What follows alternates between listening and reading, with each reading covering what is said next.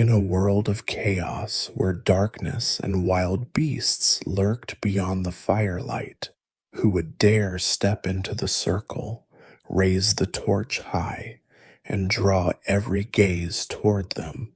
10 million years ago, Leo was not only the sign of pride and radiance, they were the one who led the leader of the tribe. Have you ever wondered if your zodiac sign existed?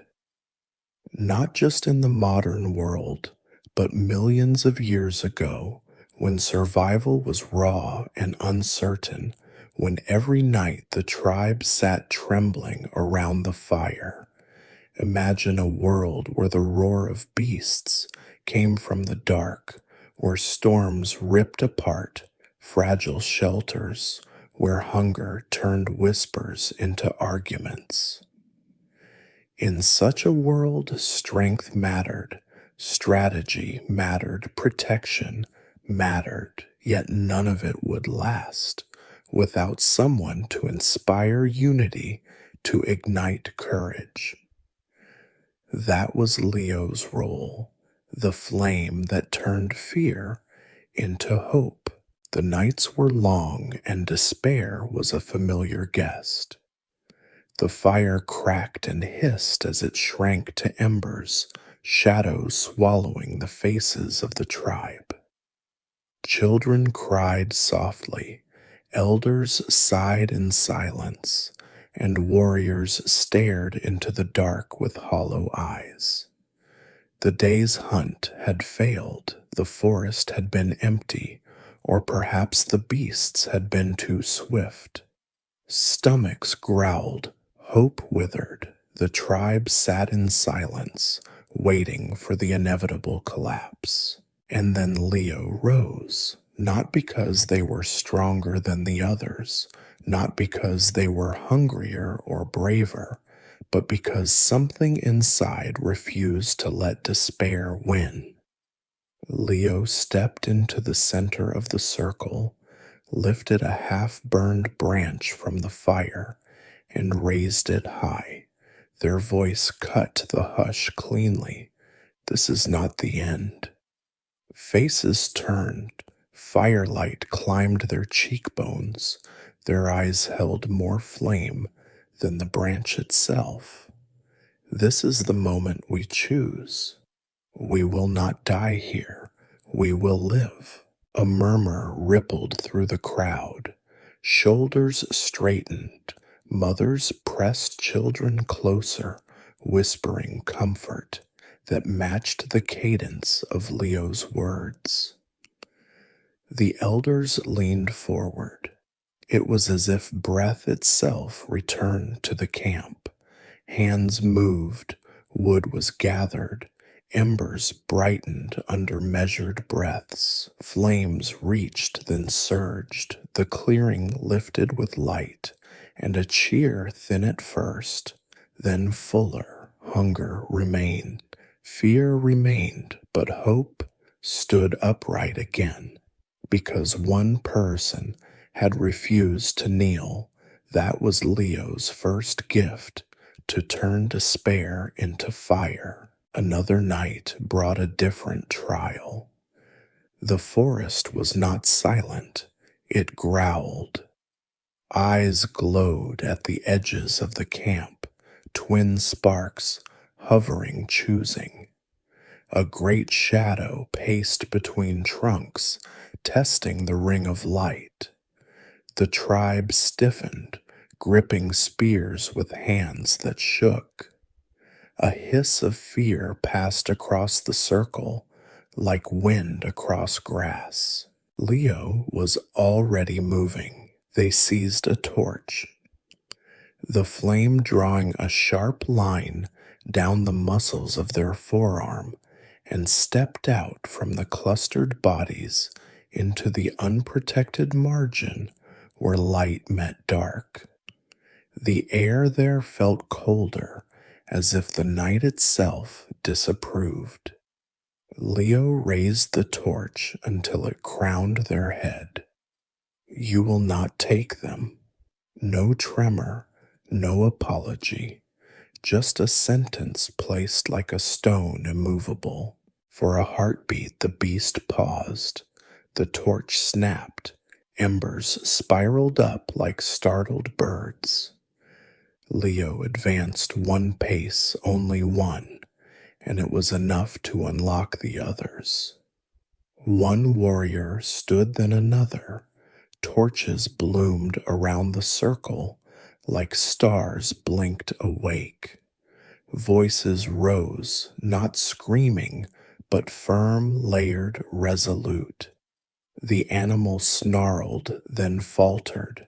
It turned muscle and shadow sliding back between trees swallowed by a forest that suddenly seemed less powerful than a ring of human will. Cheers burst ragged and relieved. Children laughed, the sound thin but real.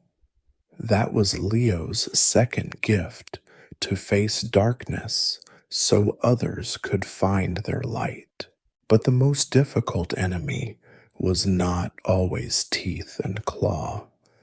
Hunger returned this time with an edge. The river offered no fish. Migratory herds passed at a distance, their dark line like a moving horizon no spear could reach. Whispers thinned into arguments. We should leave, some said. We should stay, others answered. Voices rose sharp and personal. Old grievances surfaced with the smoke.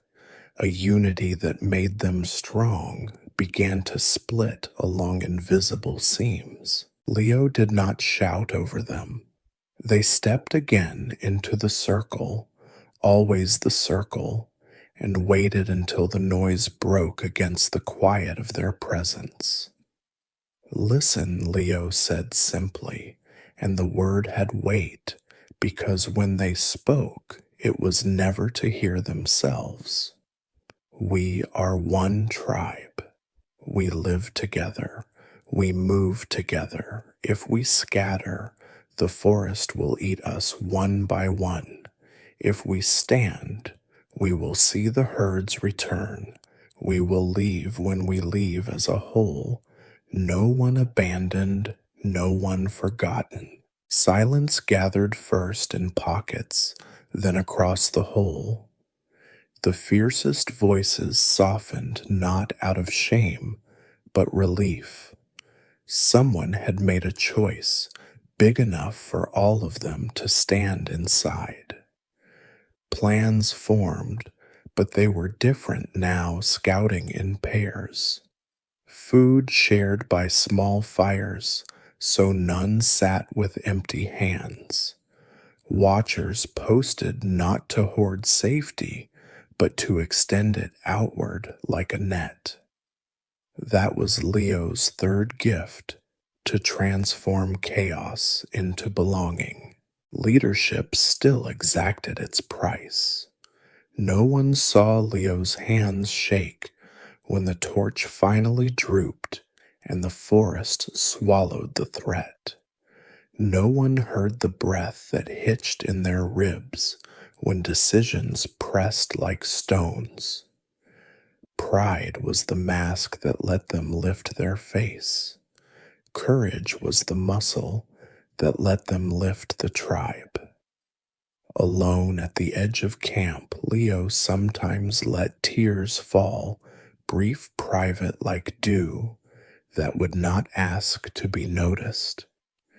Then they would rub the salt away and return to the light, because returning was what leaders do. Life, 10 million years ago, was merciless. Aries may have fought at the edge, Taurus may have kept the fire, Gemini may have carried news, Cancer may have made a home of hunger and fear, Virgo may have mended bodies, Libra may have kept quarrels from splitting bone, Scorpio may have set plans like traps under leaves, but Leo led. Leo was the axis around which courage found its balance. Leo stood when others sat, spoke when others swallowed their words held, when others wanted to drop what was heavy. Because Leo led, the tribe endured. Because Leo inspired humanity learned not just to survive, but to walk toward the horizon together. So when you look at the stars and see the constellation of Leo burning clean and bright, remember this. Truth long before crowns, long before kingdoms, long before the word leader took shape in any language, your spirit had already stepped into the circle. You were there, lifting the torch when the fire sagged. You were there, meeting the eyes that glowed beyond the line of light. You were there, turning arguments into a road the whole tribe could follow. You were the leader of the tribe then, and in every room that needs a flame now,